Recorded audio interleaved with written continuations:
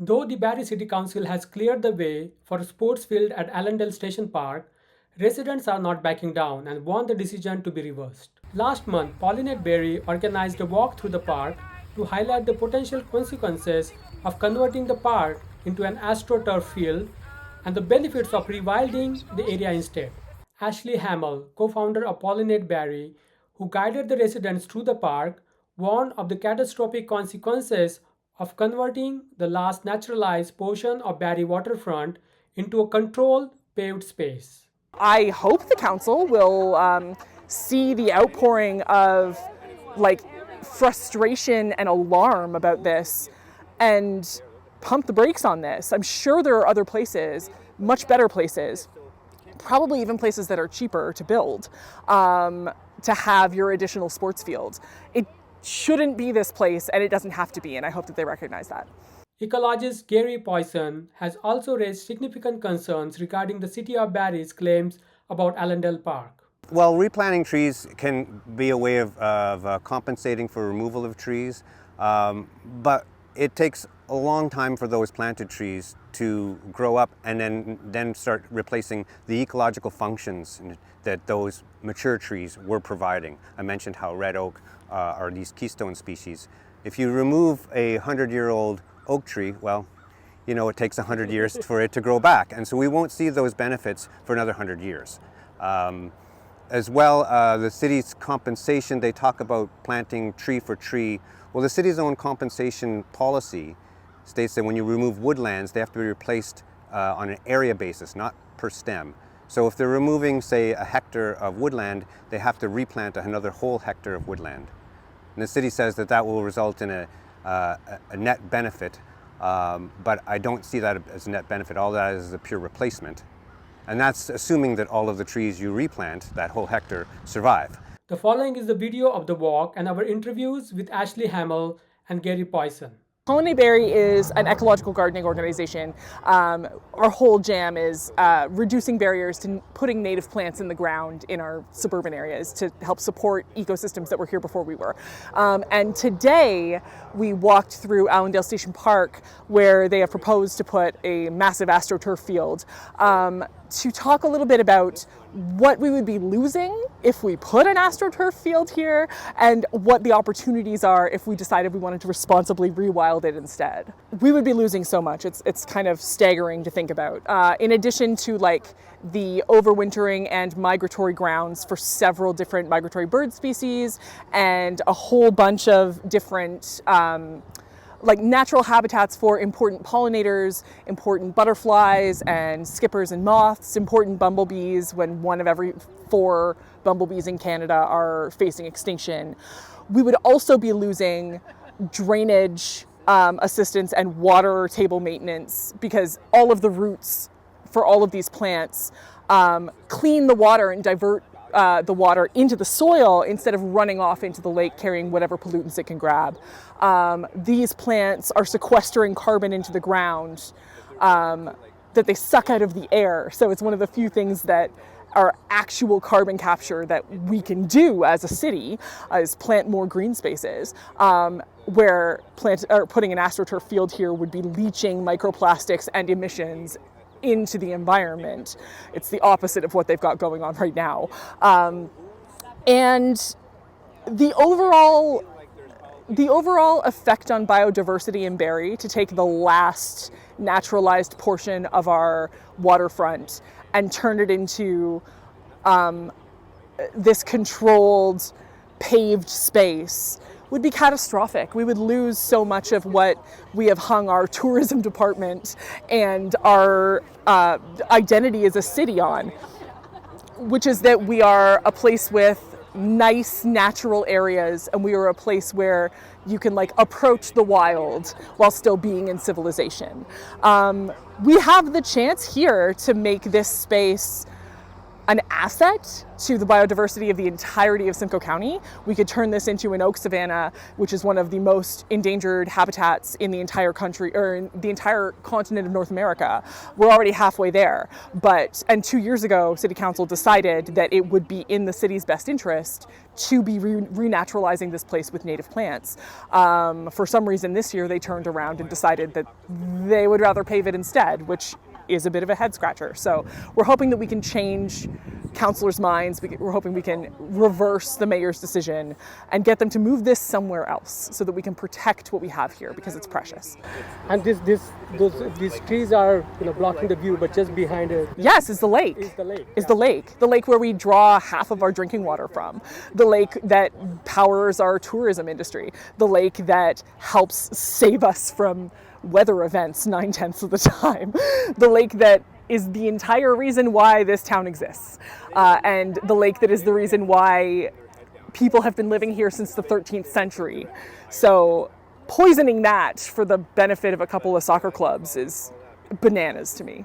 As a poisoning in the sense, you mentioned that the plastic from the astroturf Yes. would ultimately... Absolutely. Inevitably, it would be running off into the lake.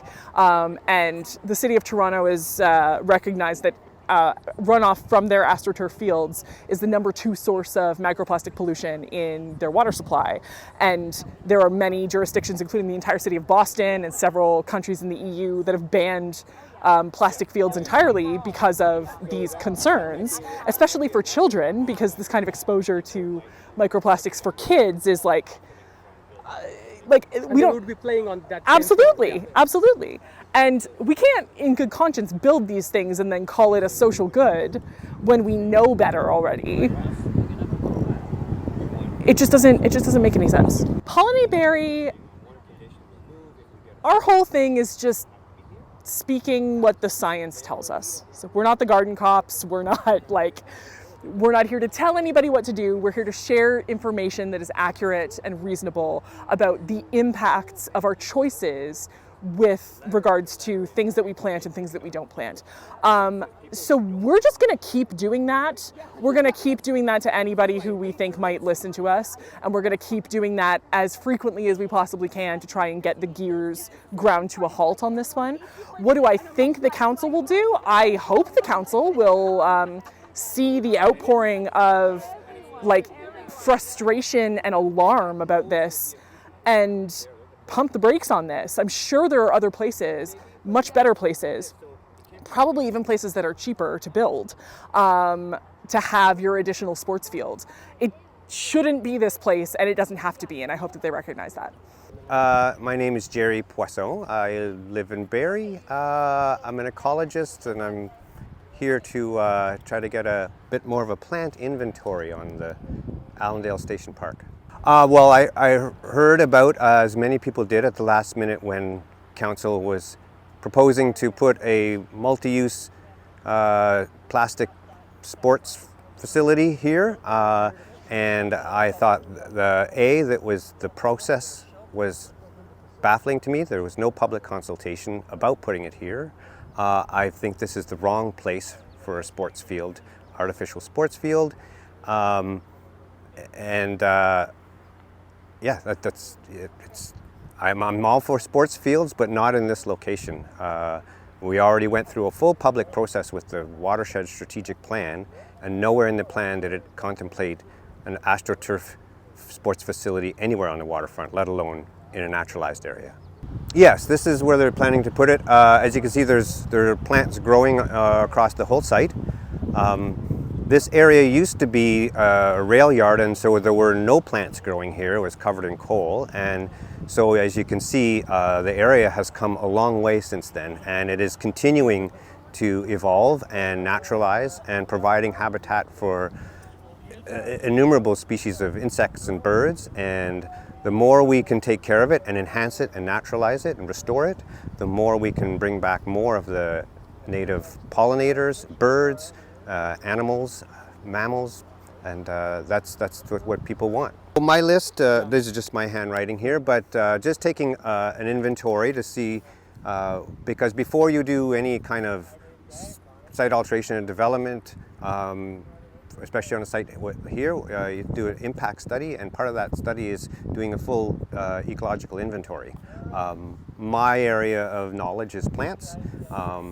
I don't know too much about birds, but I'm learning, and we have other birders here. So that's part of what I'm doing here, is to look at the biodiversity. Now, there are a lot of non-native species here, but that's to be expected when you consider what the past history of this site was. So there are also a lot of native species that have been planted or have been coming back on their own and colonizing the site. We have some of the native stuff that are growing here. We have red oak. It's a native species. It's a bit of a keystone species in that so many life forms depend on it. Insects, tons of insects and pollinators use the red oak. And then all the native bird species who feed on those insects depend on the oak because they support the food that they eat. As well as all the animals that eat acorns. Those are important. So that's why it's sort of a keystone species, and they're so long-lived. They continue to provide these ecological services to and support all of the biodiversity.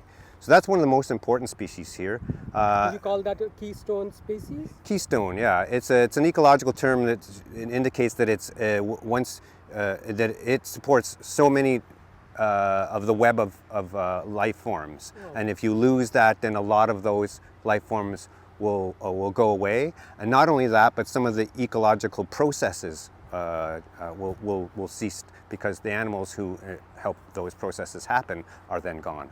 There's some old, what they call old growth, some people call them old growth, but very mature red oaks in some of these woods. Yeah. They're long-lived trees. They live hundreds, maybe up to 1,000 years old. There are red oaks in these woodlands here. You call them level 2, right? Level 2?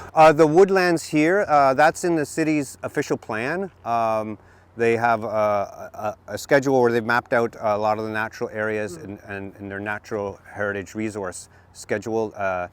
So these woodlands have been designated a level 2 natural heritage resource area. And in our official plan, the policies say that if you want to do site alteration or development within a level 2 natural heritage resource area, you have to submit an environmental impact study that demonstrates no negative impact on the feature. And part of this sports field is going to encroach into these woodlands, the refined plan that the city has put out.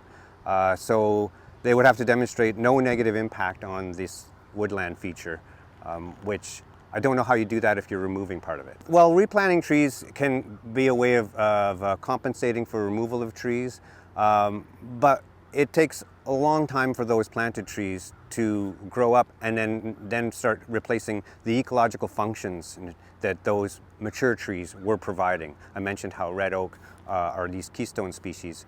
If you remove a 100-year-old oak tree, well, you know, it takes 100 years for it to grow back. And so we won't see those benefits for another 100 years. As well, the city's compensation, they talk about planting tree for tree.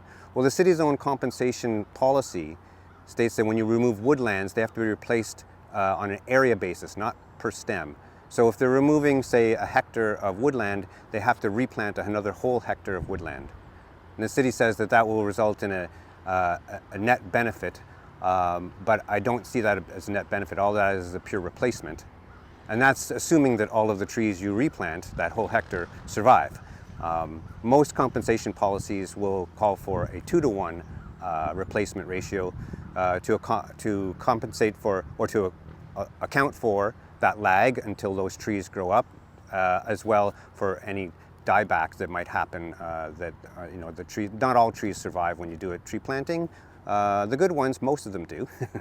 Well, I do expect the city to adhere to their own process of consultation and see that now that they have made a mistake in locating this here. What I'd like to see is council to reconsider at the soonest possible time the decision to locate this field here and look at other options. Most city staff reports come with several options when they're proposing something. Usually a do nothing, a preferred several options, and then they do the analysis and call it a preferred option.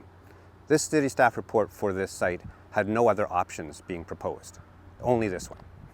And I don't know why they didn't consider other options. There are many other places within the city limits or out in Midhurst to build a artificial sports facility.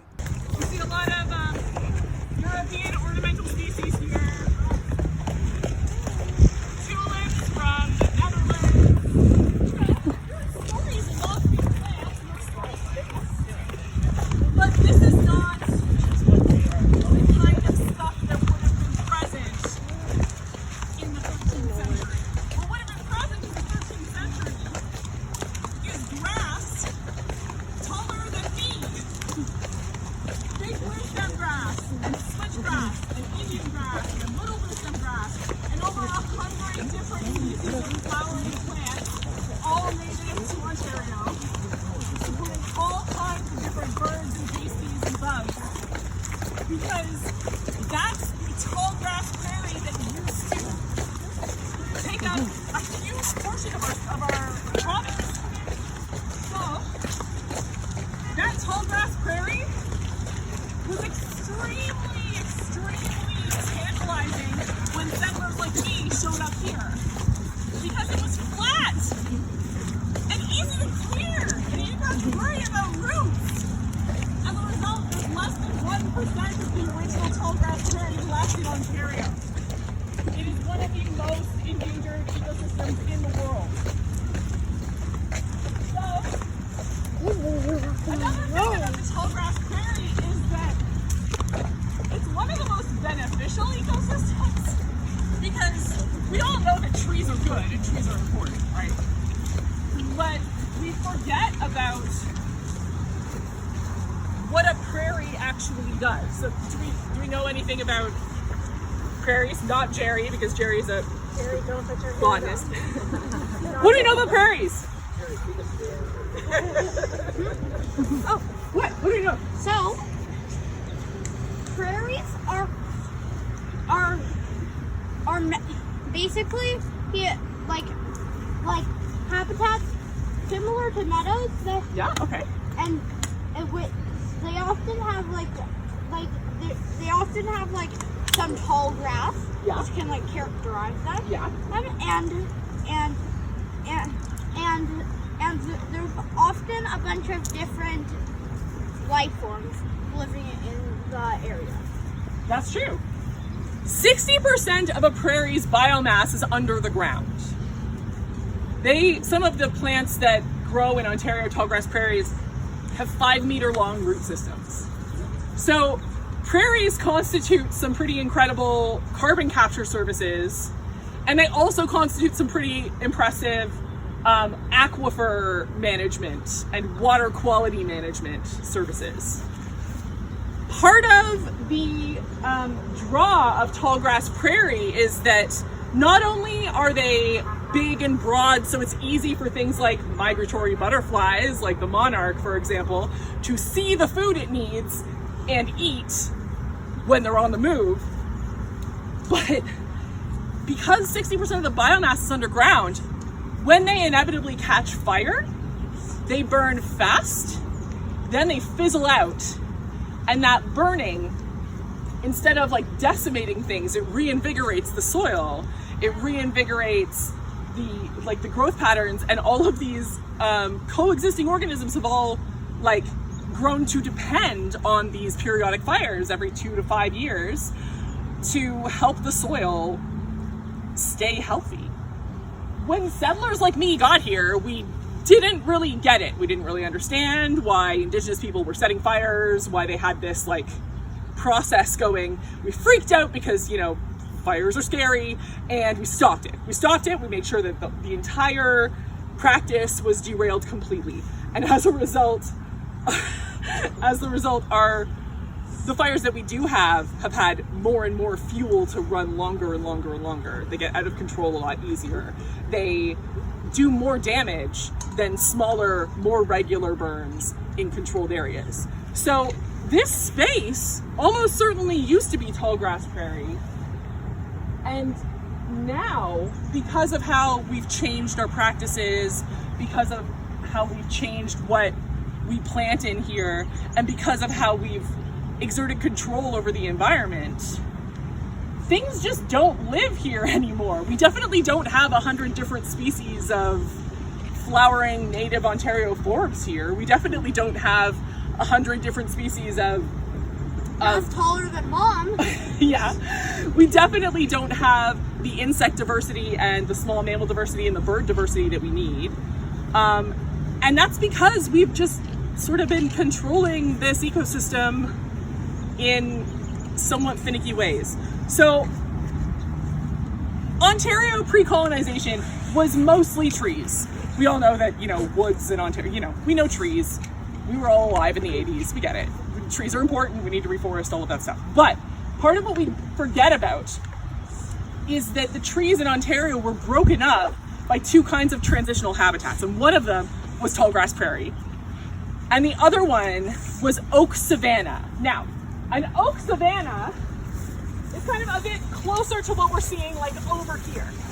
See an oak tree right there. Oak savannas they're like a combination tall grass prairie and forest. It's got like maximum 30% tree cover. So you have all the benefits of a nice dry meadow and all the benefits of like a light deciduous forest. They're less dry than a tall grass prairie, so they don't burn as frequently, but when they do burn, it's not as catastrophic because it's still dry, things go up fast.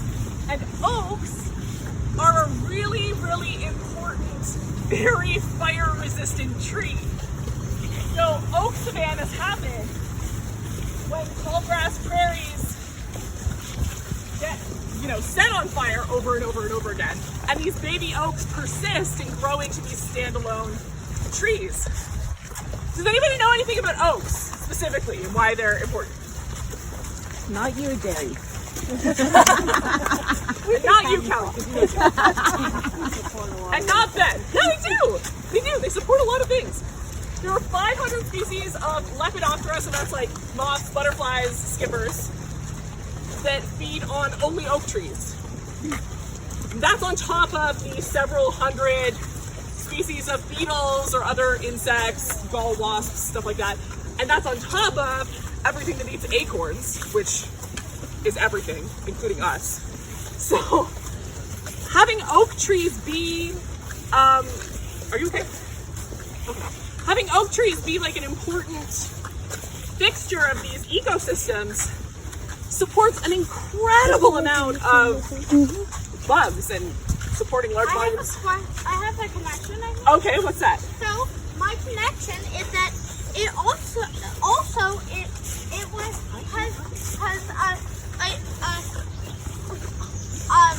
a common food in indigenous culture. That's true. People eat oaks too. People eat acorns. Yep, that's what it is.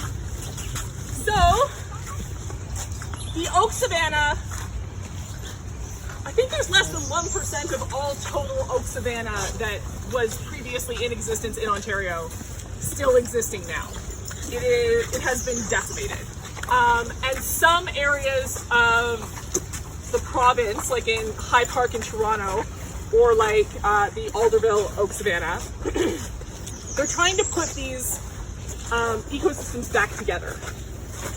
But it's taking a lot of work. And the work that they're doing, is kind of expensive.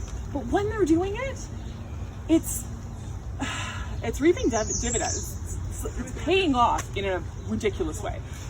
The High Park and Alderville oak savannas are crawling with scientists. Oh gosh. It's okay, buddy. You don't have to worry about dogs. The dog is On a leash. Don't worry. on a very long. Dogs are awesome. Yep, agreed. We got a bike coming. Okay. Are we gonna keep going this way or take the wild? We're gonna take the wildflower trail. Yeah. So, oak savannas, right? We have already lost in losing all of these oak savannas. We've already lost loads of plants that can only survive in these oak savannas. And because we've lost the plants, we've lost the bugs that depend on the plants. There are 3 different butterfly species that are extirpated in Ontario. That means like locally extinct. because their host plants are oak savanna obligates that can't grow anywhere else. And they can't grow anywhere anymore because we've eradicated their habitat. The Cllr blue butterfly and the frosted elfin butterfly both need lupinus perennis, which is our native sundial lupine. They can only grow in oak savannas, and they also tend to get crossbred with horticultural lupines so that the seeds coming from those crossbreedings can't sustain the caterpillars. So these two caterpillars have been extirpated here. Bird's foot violet, Viola pedata, which is like the most gorgeous violet in the entire damn world. It's so pretty. But she's locally extirpated too, and that means we don't get regal fritillaries anymore. These butterflies that used to be everywhere, we haven't found them since, I think, the 70s because of the loss of this plant, because of the loss of this habitat.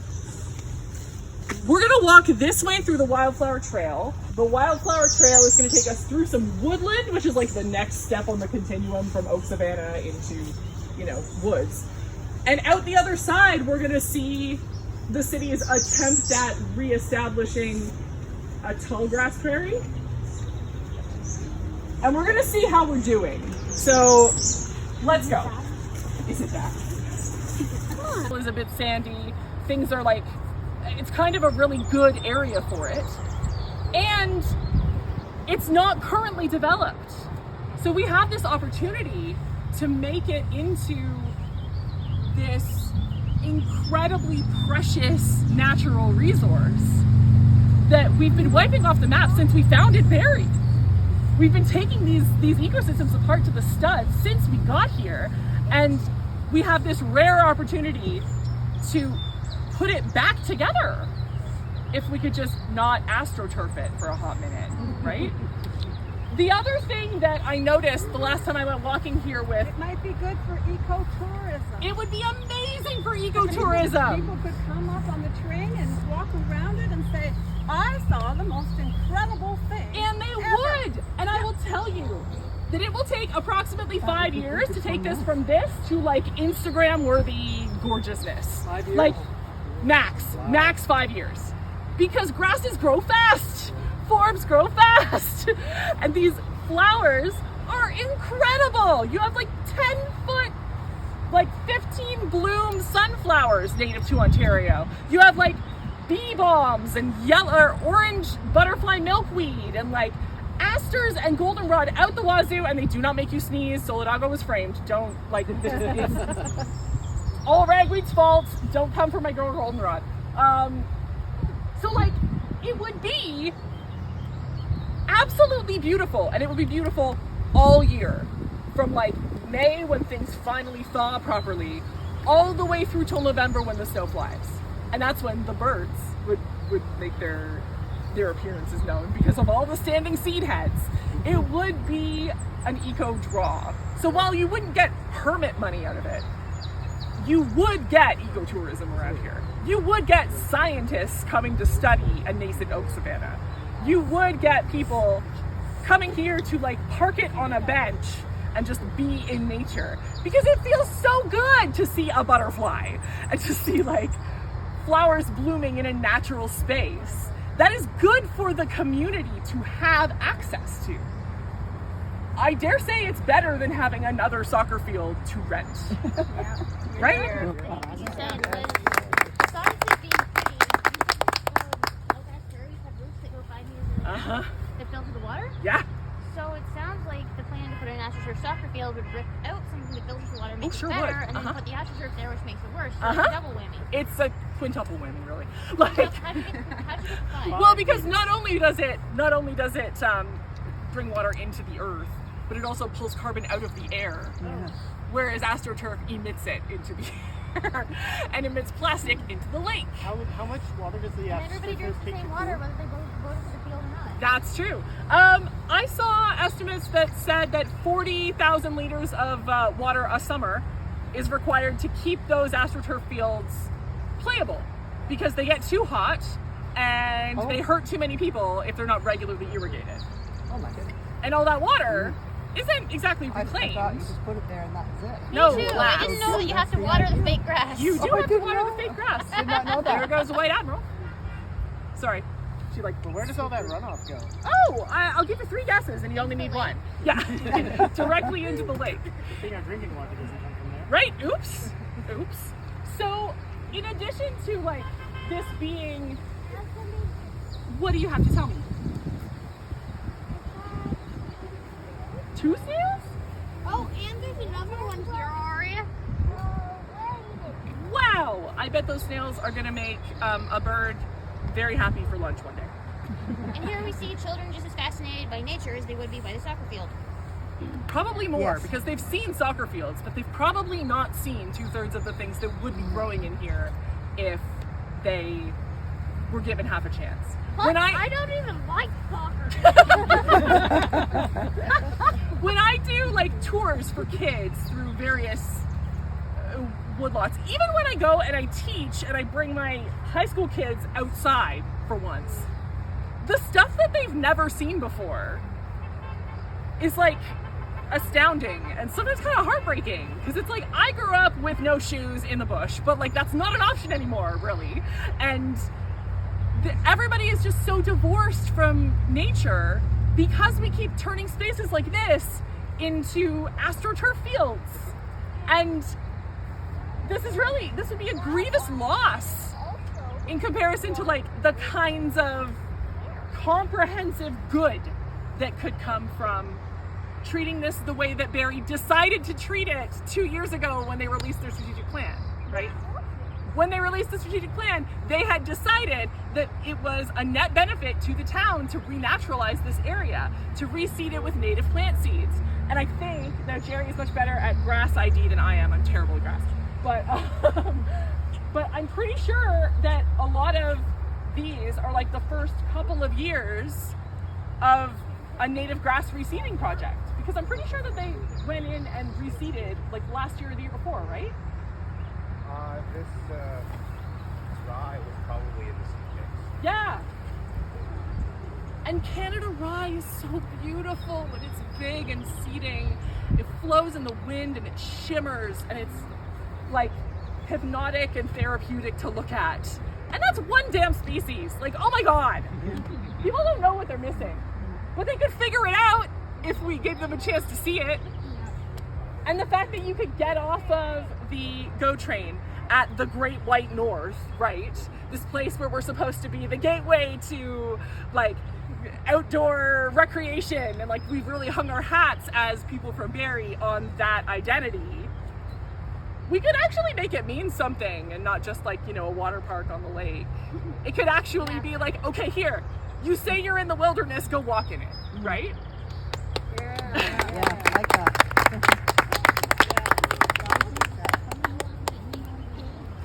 So that's a good question. If they built the field and then people didn't like it, how long would it take to renaturalize again? And part of the problem with that question is when you just let things renaturalize, they don't go back to native plant communities. Because we've spent so much time and energy bringing in stuff from overseas and letting it kind of run, those are the species that persist when we just let things reseed themselves, because those are the species that are not being eaten by anything in the food chain. They're not held in check by anything, so they dominate.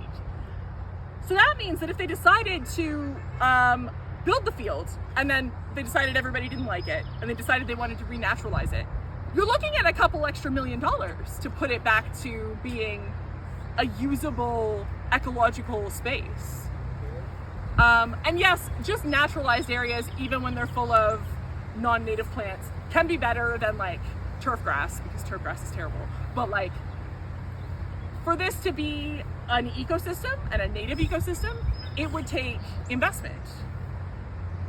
Would it take $9 million of investment? I don't think so. What do we think? It's a butterfly there.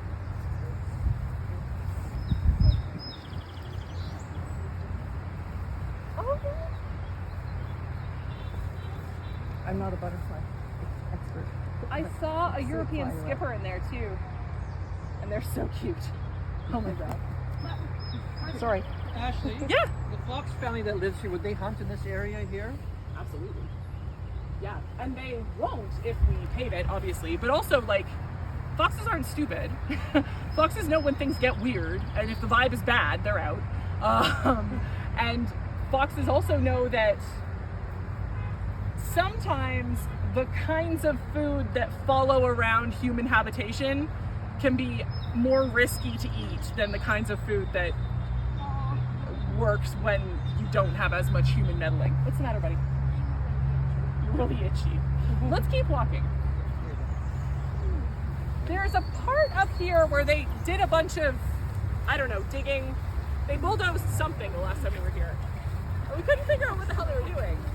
And I think later people suggested that what they were doing was site surveying work. I don't know. What I do know is when Kelly and I walked into the woodlot, the first thing that we saw was a combiner, periwinkle, escaped from people's suburban gardens, and dog strangling vine, which is one of the, well, which is theorized to be one of the key things kicking our monarch populations down the stairs, because monarchs mistake it for milkweed, lay their eggs there, and then the eggs die. Where is the location of the exact location of the proposed field? Here, basically. Oh, this one. Yeah. Am I correct that this is like basically the location that they're proposing? No? Where is it? Well, it's Further further. this way? Let's go. Oh, really? Okay. Oh, I thought it was further that way. Yeah, there's a Washington Street at home. Exactly. Oh, yeah, they said it was half a kilometer. The South Shore? Yeah. Yeah. The building's all the way back there, so if people playing soccer have to come back or whatever. Yeah. It's almost like it's almost like it's a bad idea. Yeah. It's almost like they're looking for a reason to put in more investment at a later date. See where the grass is down. Oh, yeah. Which I'm not sure. Many of these species are not from here. Because it means that, like, they're out competing with stuff that we could have seeded in here that would be helping things.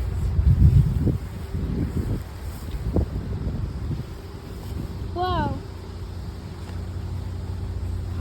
Come on, Dad, let's get out here. This is the itchiest place I've ever seen.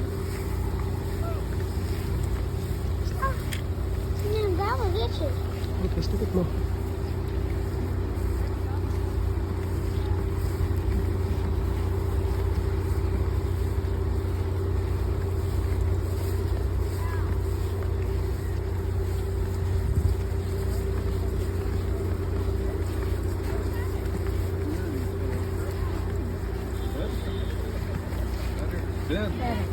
Oh yeah. No, not complaining, but a lot better.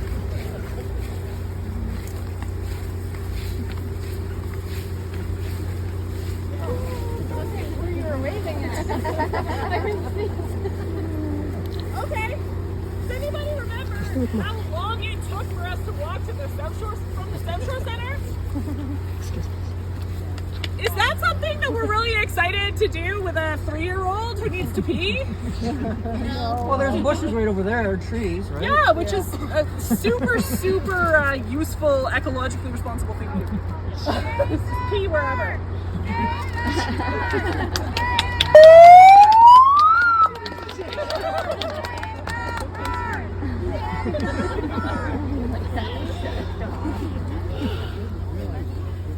Rabble rousers So everywhere. this is where it's supposed to be. This is the new and improved space. This is the space that's supposed to not bother anybody in town. No. No. Is this where? Is it I live in Brian this town Miller, and it bothers me. Me Yeah. too. walked Yeah. out or- Okay, And so I guess like Councillor Nixon, you might have some like insight about this. It seems like in what the city is putting out, it seems like they think that our problems are not with the location, That I haven't seen any acknowledgement that like people don't want it at the waterfront. And I guess like, do your colleagues know that we don't want it here? Or do they think we just don't want it at all? No, I think from what I hear that it's location. Yeah. That's all it is. Yeah. Like, because, I don't know, I could not care less if you want to put an astroturf field somewhere that is not a very easily renaturalized area that feeds directly into our water supply. Like, I would love it for the cadets to be very, very happy wherever they are. I just don't think that this makes any sense. And I feel a little bit gaslit by the mayor, like pretending like it's just because we're very ill-informed about this and that's why we're in opposition to this project. When it's like, I don't feel particularly ill-informed about it. I know that it is going to be here, and that's my issue for a good 4 dozen very easy to back up with math reasons. So I don't know what to do to move the needle with my counselor or with anybody else's counselor. And other than like standing here with my siren going off, right? And like telling as many people as I can about what we're missing out on here. I don't know. Do you have guidance? Do you have ideas? Do you have suggestions? These are your colleagues. They're not mine. So I don't know. I know I'm putting you on the spot, but like. Yeah, a little bit. Yeah. That's okay. I appreciate that you're here so much, and like you know the ins and outs. I do not know the ins and outs. Yes. We're glad you're here. Yes, we're glad we're here. We're glad you're here. I'm sorry? We're glad you're here. You Well, voted me no. too. but I mean, you're- I can't speak for anyone else. Of course not. No. And I'm not here to even pretend to. I'm here to learn. That's Yeah, the only okay. reason I'm here. I'm not Yeah. here for political reasons. I'm Sure. not here to promise, we're I mean, gonna no, do you this. live here too, right? I'm here because I was invited first of all, Sure. and I want to learn more, and I have. So I appreciate that. That's and, yeah. Now you can share what you've learned. That's just it. You voted yes to the sports field, but you're willing to learn. Sorry? You voted yes to the sports field, but you're willing to Well, learn. what we voted for was to have staff prepare a proper site plan to take a good look at and to get some requests for quotations for other things, amenities and whatnot, and then, and then we would, you can't really reconsider anything until you reconsider it first. So Right. until they really know what they're looking at, then at that point, if there's reconsiderations, then there will be. But So is I that to can't say that, like for example, Geri pointed out on the group a little while ago that this is a level 2? This area is a level 3 natural heritage resource Okay. In the city's official plan. The woodlands have been delineated as a level 2 natural heritage resource. A level 2 to do any site alteration development in a level 2, a natural, you have to demonstrate no negative impact on the feature. Which is like not possible. Well, this is what I do for a living. Yeah, fair. So it's all in the words, but that has to be demonstrated Yeah. in an environmental impact study. Right. And if you want to do anything adjacent to a level 2, you still have to do a natural environmental impact study. Right, it's something like 120 meters, right? Yeah. Well, the rules have changed. It's not in the OP, but the provincial rules of your area of influence has been reduced to 30 meters rather than 120 Okay. meters. That's the provincial direction. But 30 meters is still adjacent. In fact, I saw the field, 2 of the corners, I think, jut into the level 2 All right. heritage feature. And a level 3, you would also need an environmental impact study. Right. I don't know if you necessarily, I can't remember if it says no negative impact on a level 3, but it does say that for a level 2. Okay. No, even when they moved it? Yes, that's what I'm talking about. The Okay, the revised new plan, location. it's still going to be in a level 2. It's fine location. Well, that's what I'm saying. Refined location. So that has to be demonstrated in an environmental impact study.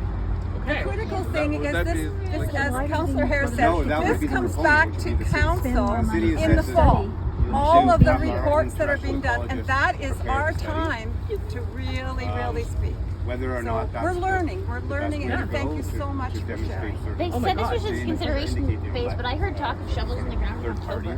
Yeah. That's if everything goes according to the plan. That's not going to work. city project. Oh God. They still need an archaeological study as well. That's the other That's thing. very important. Because literally right over there are several hundred bodies in the ground. Exactly. And frankly, those bodies should not be touched. So, like, those bodies predate the idea of Canada.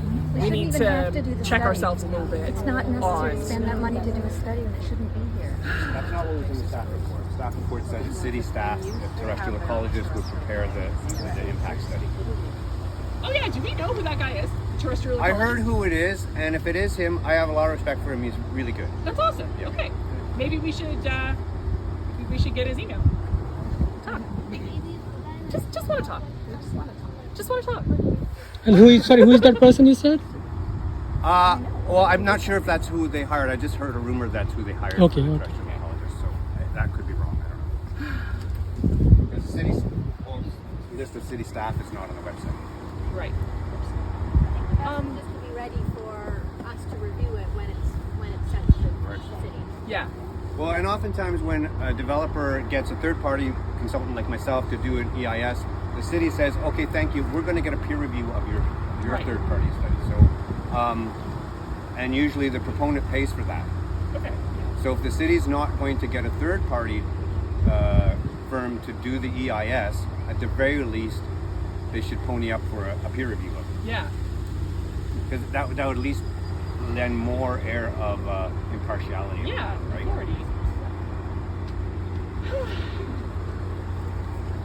Kind of all I've got. Does anybody have questions or observations? It's approaching 1:30, which was when we said we'd be done. So if anyone needs to go, by all means. But Awesome.